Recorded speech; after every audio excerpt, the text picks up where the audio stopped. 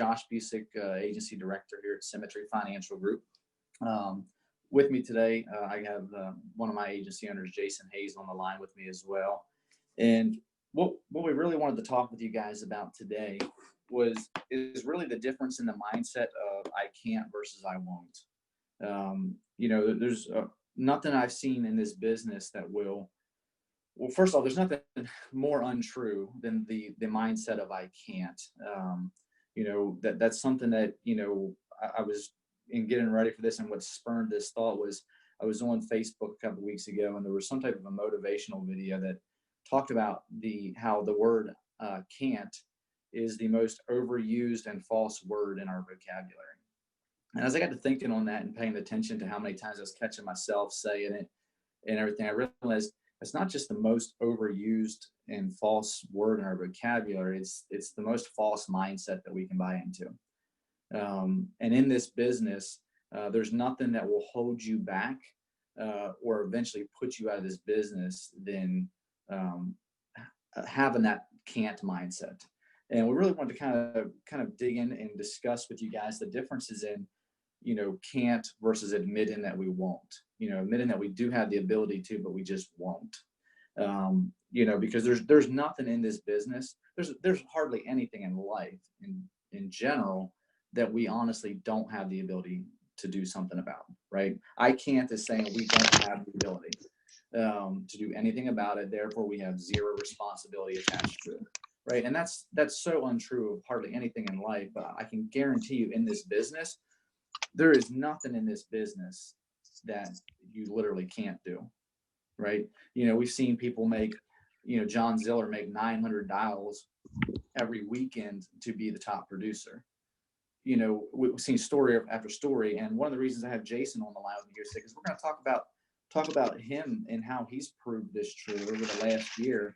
He's had some of the top biggest struggles of his life in the last year, but he's also had some of his highest accomplishments in life at the same time. And really kind of digging into it, and kind of to kick it off, really wanted to kind of just go over a few different things for me as I was getting ready for this. When I started catching myself saying I can't, that really started helping me shift my mindset was when I would catch myself saying I can't, I would try to stop and instead take a step back and say, well, I won't because fill in the blank. I can't this because I'm not willing to this. And it's helped all of a sudden shift your priorities and see that it's not anything beyond just a priority issue, right? And there's some things when you do that, when you sit there and say, I can't, or I won't, instead of I can't, there's some things you should be saying I won't to, and that's very freeing and liberating. But what I really want you guys to do is on this call, just listen and take some notes and reflect on where you're at in this business and what is holding you back right now. And what areas in this business are you sitting here saying I can't to versus I won't? And then, over the next few days, just kind of reflect on that and really figure out why is it that you won't? What is it that's, holding you back that you're not willing to do to achieve, what it is you're looking to do? But I wrote down a couple different differences in the mindset difference of I can't versus admitting I won't. And we see this all the time. Like every week we run into this same mindset, right? When we're on the phones booking appointments, we talk to somebody and we say, hey, we're going to be over in your area on Monday. And they say, oh, I can't meet with you on Monday. Why is that? Well, I have a doctor's appointment Monday. Well, you don't have a doctor's appointment all day Monday. So it's not that you can't meet with us on Monday. It's that you won't meet with us on Monday because you're not willing to meet with us after. It's not a high enough priority to you to meet with us after your doctor's appointment, right? We sit down in the homes with people and we go through the real script, right? And we have a clearly defined need on the table. If you pass away, this such and such family member is in trouble. And we get down to the bottom of it and they say, I can't afford $80 a month.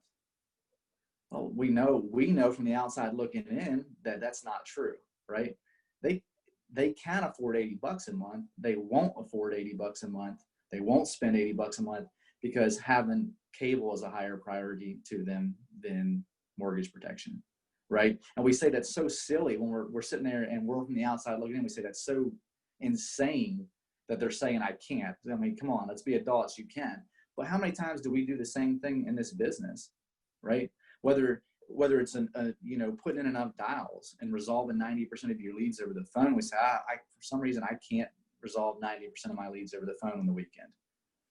Well, let's stop saying you can't, and let's say I won't resolve 90% of my leads this weekend because I'm not willing to dial until.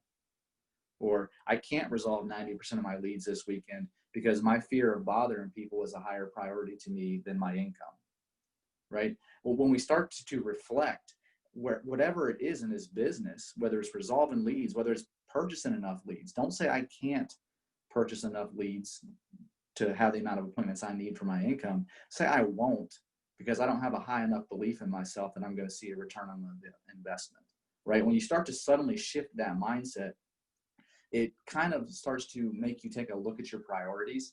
And instead of, letting yourself off the hook, you realize I just have a priority issue. And now I have a choice to make. Am I going to realign my priorities or am I just going to accept defeat? And a couple of the key differences I wrote down of the difference in can't versus won't is can't. The can't mindset is saying I literally do not have the ability to do something about this. Therefore, I have zero responsibility attached to it. Versus when we shift that to the won't mindset, it's admitting I won't, or it's admitting that I do have the ability to do something about this, but I won't because something else is a higher priority to me right now. A couple other ones that was the can't mindset is admitting we are powerless, right? The won't mindset is admitting we are in control of way more than we think, and we really just have a priority issue. The can't mindset is admitting defeat. The won't mindset is just admitting we have a choice to make. And the reason most of you guys know Jason's story, but if not, we're going to get into that. Like, Jason, super proud of you, man, and happy to be in business with you. Not just be in business with you, but to have you as a friend, somebody that you're in my downline, but I look up to you a lot. And I've seen you over this past year just really prove this and inspire all of us of what we really honestly are capable of if we want to, and not letting ourselves off the hook. And really just wanted to kind of, for you to talk about, you just broke out as agency owner here a few months ago. But I really wanted to dig in and talk about the last year. We'll talk about 2018 and leading up to qualifying for agency owner.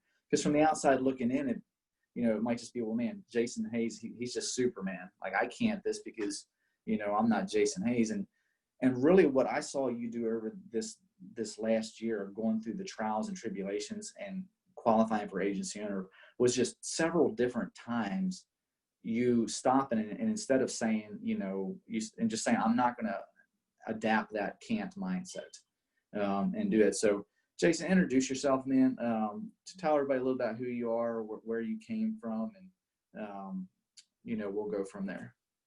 Okay. I'm here. Can you hear me? Yeah, I gotcha.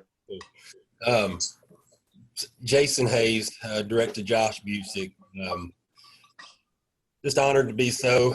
You guys can obviously hear kind of, mentorship and leadership that I have the privilege of working with every day. And, just a quick shout out to Terry.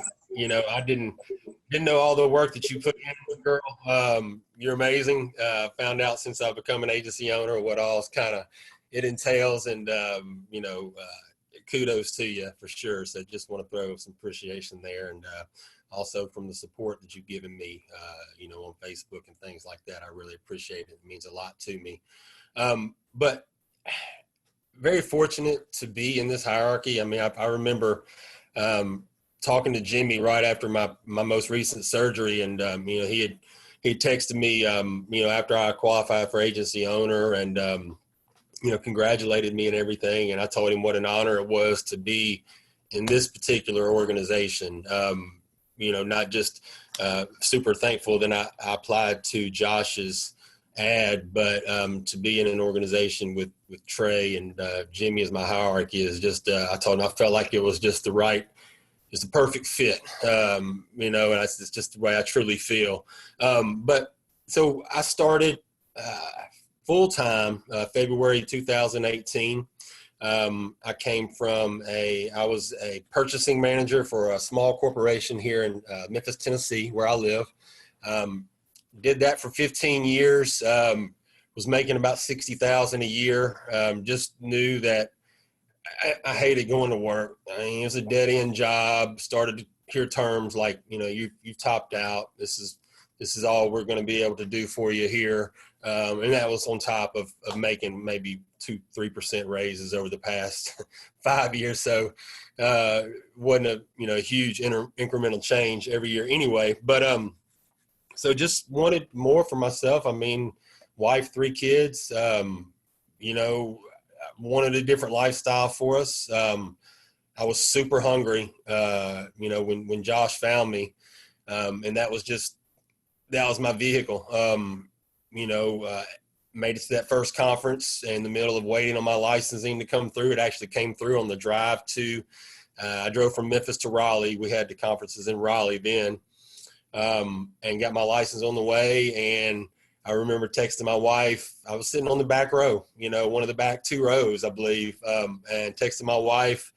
I was showing her the pictures.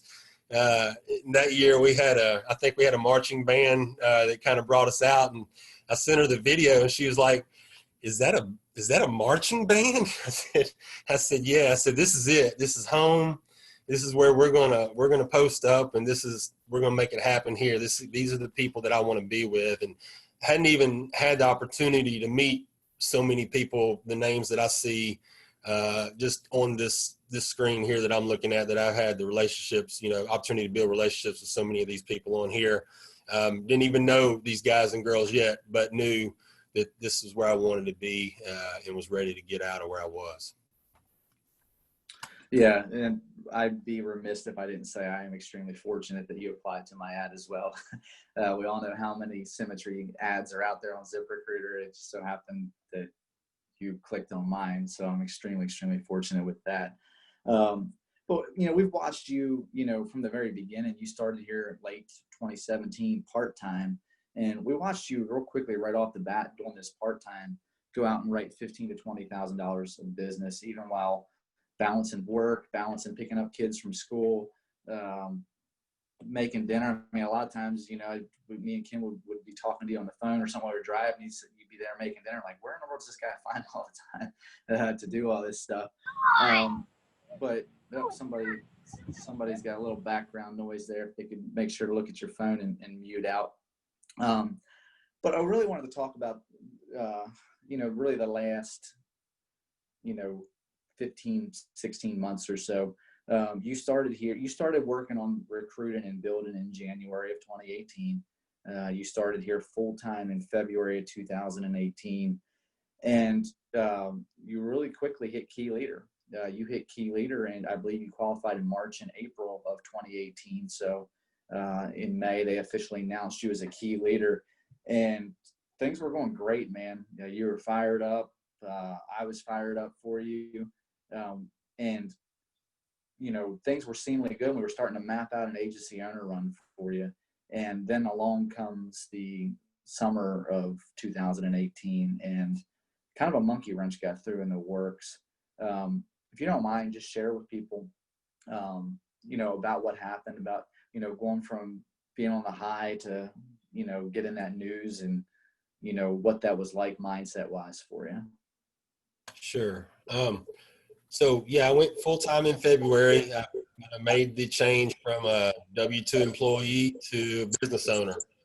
So that was a huge jump for me. First time I'd ever, tried anything like that. Getting a little feedback there. But so tried that for the first time. So that was a big jump for me.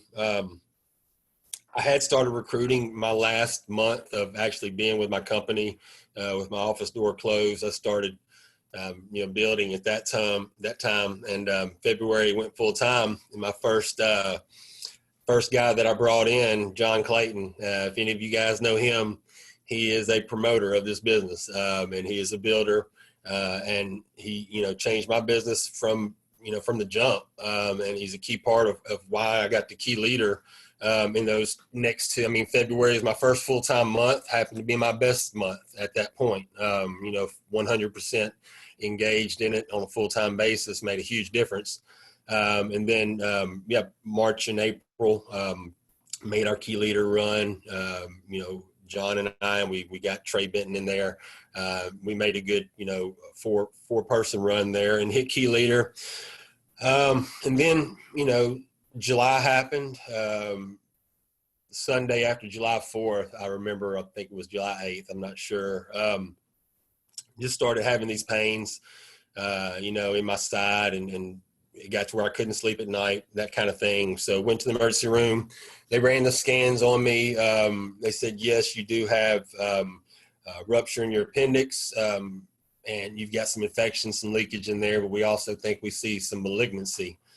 So that hit Mina, my wife, and I, pretty tough there. Didn't expect to hear that. I've been healthy all my life. And went into, they wanted to do surgery the next day. Went in there the next day. It was inoperable. The tumor was kind of too big to take a chance on trying to get it out of there. It was tangled up in the aorta. Just too much infection from the appendix and things like that as well. So, they closed me back up and, started discussing the next steps we were going to take at that point. So at that point, I'm just, laying in the hospital and not really sure of what we were going to do next. Yeah, I'll never forget that day. I remember it was a Sunday afternoon, and I was trying to finish up a round of golf, and I got the word from you that, and I remember the day before you talking with me saying about your side was hurting you, and I said, go to the doctor, and you said, oh, if I'm not better by Monday, I will. And I got the word from you that you were at the hospital, and they were pretty sure that you had colon cancer, and they were going to do surgery the next day. And I remember just feeling the wind go out of my sails, like how in the world, go from this point of breaking out as key leader, he's got all this momentum, to boom, getting diagnosed with that. And I remember driving down the next morning to sit with Mina and the family while you had that surgery, and we're all sitting around and we're optimistic, and Jason's a strong dude, he's a fighter. And I remember, the doctor came back from the surgery pretty quickly, then broke the news to us and kind of was pretty blunt about it, but they weren't able to remove the tumor. Said wrapped around up there in the aorta, and it's just all over the place. And from his experience seeing this in the past, he said usually what we're talking about is buying time. He started using a lot of terms like, what we'll probably do is hit him with some hard chemo and just try to keep this thing at bay as long as possible. And we were just left sitting there just stunned. I don't think anybody knew what exactly to say or even how to comprehend it. We just thought for sure you were going to go get this surgery, come back out of it, and it's just going to be a little speed bump. And then here we're hitting a brick wall. But one of the crazy, amazing things this is where I first started seeing you really adapt to this mindset of I'm going to get rid of this can't mindset.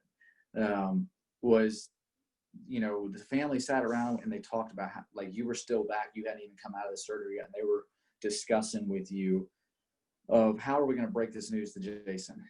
How are we going to say this to him? And, they were discussing, and I said, I'm going to give you guys some privacy, and I was going to leave for a few hours, and I went and found a hotel. A couple hours later, Mina texted me saying, hey, we broke the news to Jason and the family.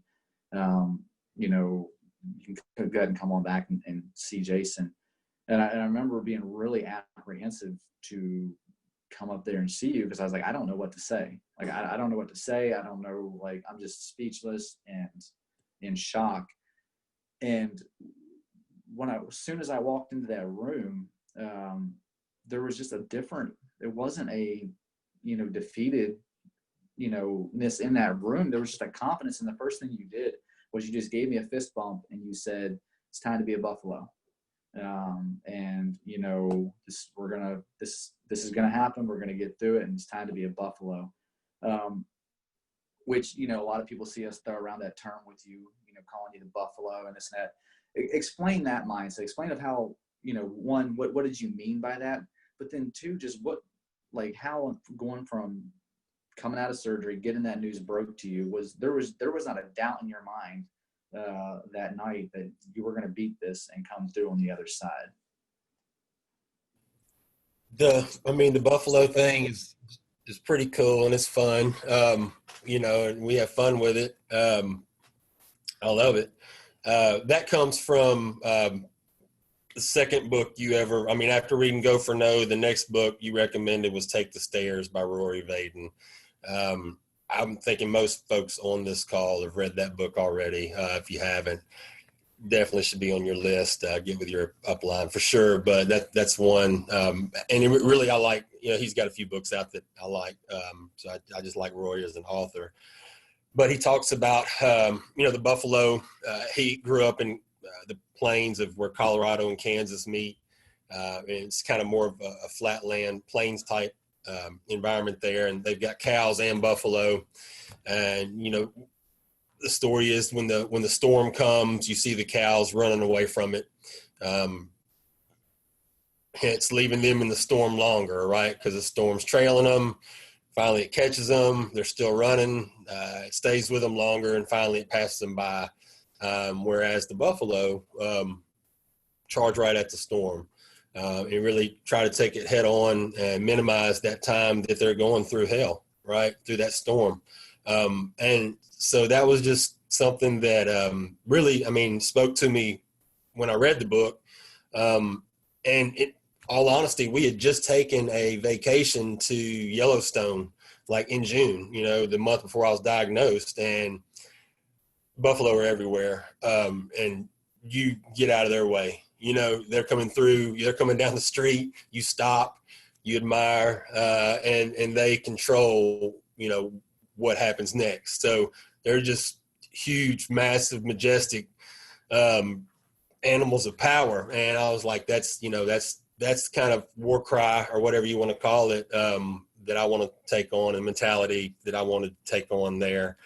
And for me, waking up after that surgery, after that unsuccessful surgery, I had two people right there beside my bed.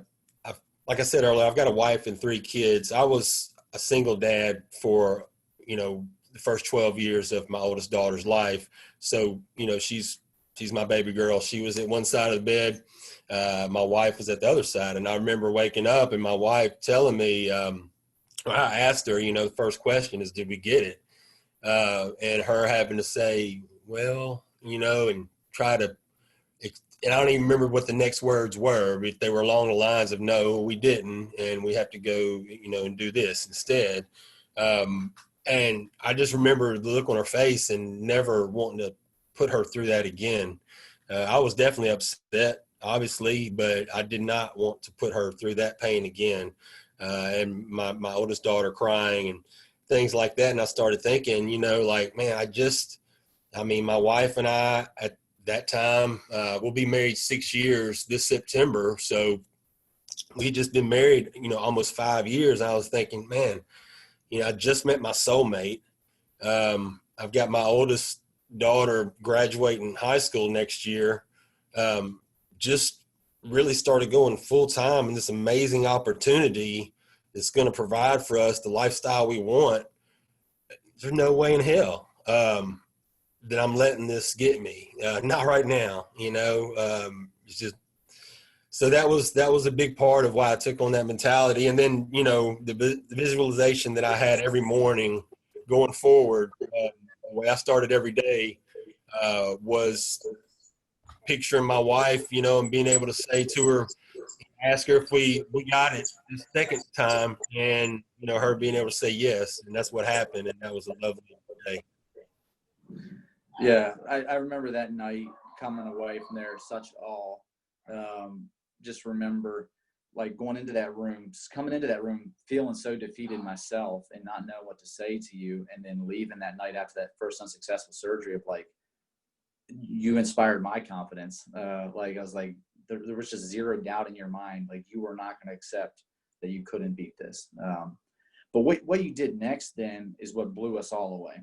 And that's what really kind of this mindset of, you know, we need to stop kidding ourselves and we need to stop saying we can't, and we need to start admitting it's just we won't.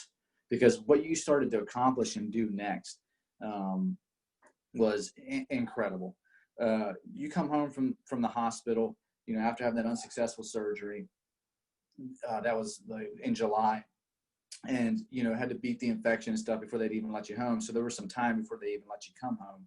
But once you did, then I remember you calling me and saying, "Hey, I want to take some leads next week." This was about mid-September. You're like, you know, I can walk around now, you know, without being too sore, and I want to take some leads this week and start running appointments. But at that time, you were going through like the most intense chemo that they could possibly give somebody. You know, I remember your oncologist telling us when we were sitting there, like, this isn't for the light of hearted. You know, the Avastin and all that stuff that they were mixing was tough. But you know, I remember cautioning you, saying like, no, listen, man, we raised some money for you. Don't put your health first, rest, recover. And you wouldn't take no for an answer. You're like, no, I'm going back out there. And you went out there and you killed it. You would run appointments every other week. You get your chemo, you know, on Wednesday, and then the following, you know, week you'd go run some appointments.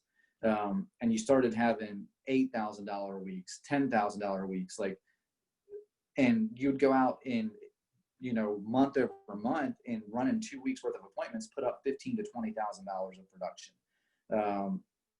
And that then, you know, of course, that just led to realizing, hey, we can still hit agency owner. Just because I'm going through this cancer battle, you suddenly started to realize, you know, I'm not going to say I can't hit agency owner. We're going to hit agency owner doing this. And, you know, fast forward to now, you did. But what I want you to talk about was, one, going through that chemo, that regimen, you know, on Wednesdays, what that was like, you know, how you felt the following days after that. And then why was it you really just wouldn't take no for an answer? Why did you decide to go out there and run appointments? And, you know, just how in the world did you go do that and put up the numbers that you did? I mean, I think, you know, the main thing was having a, okay, that's done, what's next type of mentality. I mean, that started from the beginning. You know, I had that infection that I was on IV coming out of that first surgery for 4 weeks, you know, at home on an IV that I was giving myself, just try to get rid of the infection from the appendix and all that. Got past that. Then we could start the chemo. Started doing that. Oh, you've got a blood clot from the first surgery. Damn, okay. Let's get on a blood thinner. Let's take care of that. And then when I finally, you know, I got through that stuff, and my body had kind of adjusted to the chemo and I felt good, and I just was ready to return to some normal parts of my life. You know, we talked about it the other day, you know, during those times, I mean, July and August, you know, I wasn't working a lot on myself. Just be totally honest there. I was not reading books, was not working on self-development, personal development. I was just spending a lot of time with my family. I was thinking about the present, still had the future there, but I was just appreciating the moment, and, you know, being reflective about a lot of things. Never changed my attitude about, you know, knowing where I was going next, but still appreciating, you know, everything that, you know, I've had, you know, in my life and what I have right now. But then there was a shift that I was ready to, there was a couple months of that, and then I was ready to start thinking about the future more than reflecting on the past, and really remembering why I started this. I'm ready physically to get back out there, at least some, you know, and I just was able to, you know, kind of shift my mindset there. As far as being in the homes, I'm not here and I got to think about it. anymore. You know what I mean? Don't give me that. I'm going to call you out on that. So that, as far as my in-home processes, I'm a little less apt to, just take that and go with it. So that helped me there. Going through some of these things definitely helped me. Definitely having a story to tell makes a difference in a home. I don't ever get, well, why'd you send this in? We just kept getting them in the mail. Like, you're not going to get that if you're sharing some of the things that you've gone through and what this coverage has done for you. So that helped me on that part of it. But I was ready to get back out there and get back to normal.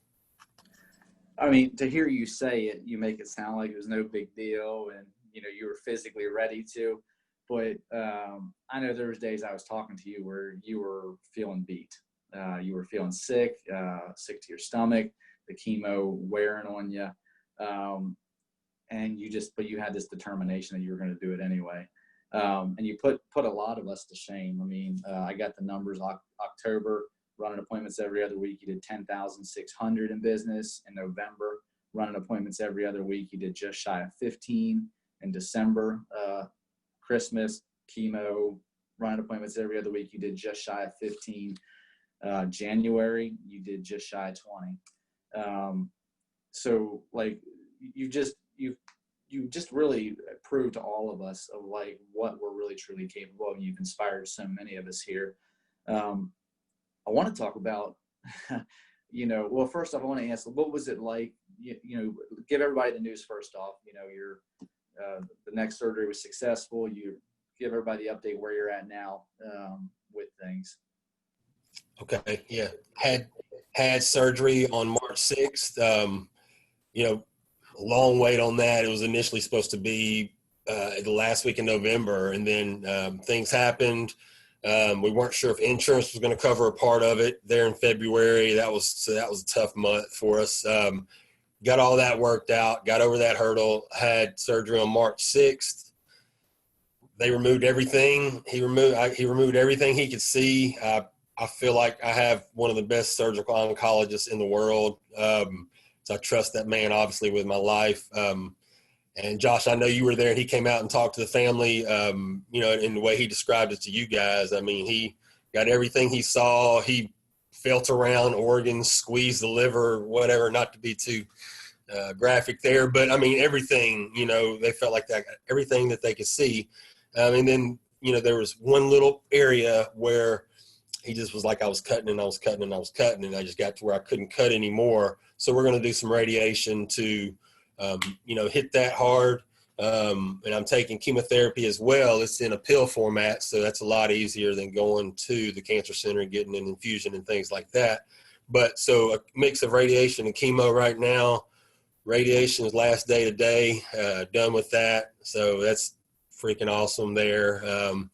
That's taking out 2 hours of my day, Monday through Friday, 9 to 11, which I can now put back into my business. That's two crucial hours, especially Wednesday through Friday for me building and stuff like that I'm going to get back. So looking forward to that, and just glad to be past another hurdle, man. And then the next one, I'll have a big PET scan. It'll be at about 8 weeks to give the radiation time to the heat to kind of die down in there. So that'll be a big moment, obviously, to see, where we are, and hopefully no signs of any kind of recurrence or anything like that. Well, dude, it's no wonder. It's no wonder to me, one, like, just why it is you beat this, but also, it's no wonder how you broke out as agency owner in the middle of all that. I don't know that I would have been up for that challenge myself if I was in that same situation. But the last thing I want to talk about here is just this month. You had surgery March the 6th, and the last week in April, you were back out to running appointments already. But now here for this month, we've had 4 turn-ins, or we're getting ready to have our 4th turn-in, but you're done running your appointments for this week. We still have 1 turn-in left. For this month, you've been getting radiation and chemo every morning for 2 hours, like you say, getting it. I know you've told me that after the radiation, you have to go home and sleep for a couple hours.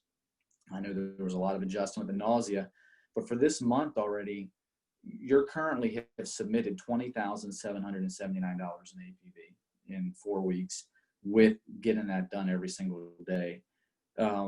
What for everybody out there that is just buying into this thing of I can't, I can't, run the proper amount of appointments. I can't get the proper amount of leads. I can't set up my schedule. I can't control my schedule. How are you doing this? Because you're doing this, running appointments 2 days a week and then working on recruiting as well. Like you're maintaining your schedule. What would the one piece of advice be that you could give everybody of really shifting that mindset of stop saying you can't and admit you won't? First off, with my agency owner run, I just want to give a huge shout out to my team and you, Josh, for getting us there. There was times, obviously during February where I think I had $6,000 to $7,000 worth of production, and my team, got us over the $50,000 mark, in APV for that month to qualify me. So, you guys got me there. Y'all pulled me through when it was a very tough time for me. But as far as, just saying you can't, you won't, all that.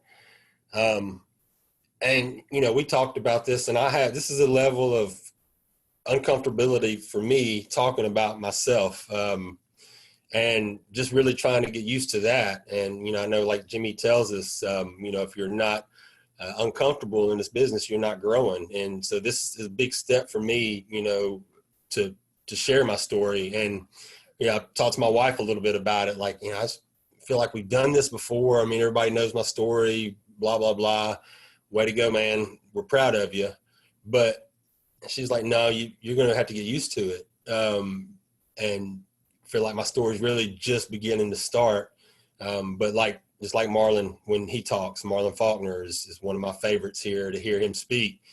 You never get tired of hearing his story of, borrowing money to get to conference, sleeping in his car, being in his shower and the water and lights getting turned off, when he was going through some tough times. You never get tired of hearing those things. If there's anything that, that I've said or my story that adds value or influences and gives some inspiration, that hits me right in the feels, and I love that. Anything that I can help anybody with. I take 18 medications a day on a good day. That's a regular day. If I'm hurting, we're going to be in the 20s. And I'm sure Jimmy Superman Spill Dinner can relate to that. So don't tell me you can't. Just say you won't.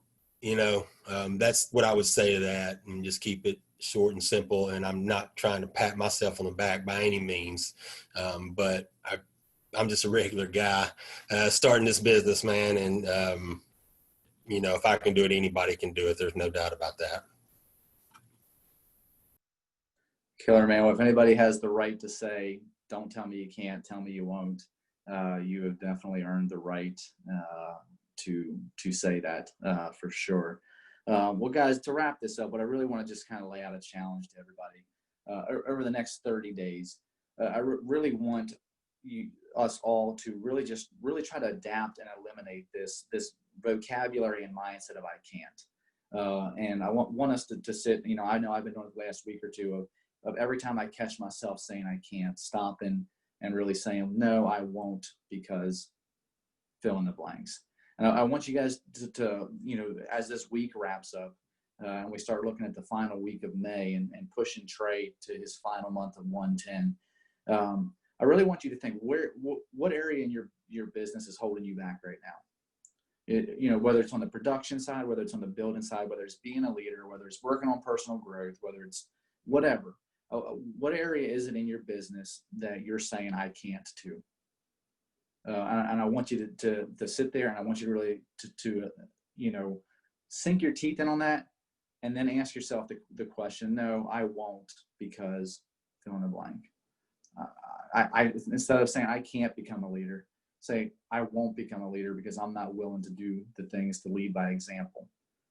Don't say I can't read books. I can't fit reading 20, 30 minutes of reading into my schedule. Say I won't, because getting up 20 to 30 minutes early and reading isn't as important to me as my sleep.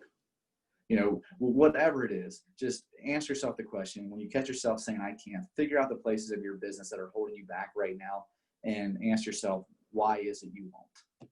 And just catch yourself. Just over the next 30 days, let's all hold ourselves accountable. We hear one of us saying can't, say nope, don't say you can't, say you won't.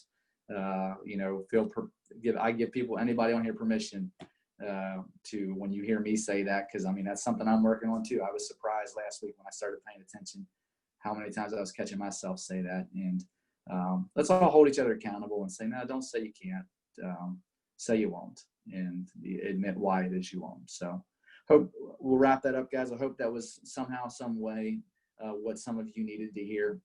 I love your story, Jason. Love being in business with you. Couldn't be more fortunate that you applied to my ad back then. It's 2017, and just love watching what you've done. Appreciate it. So awesome, guys. See everybody soon.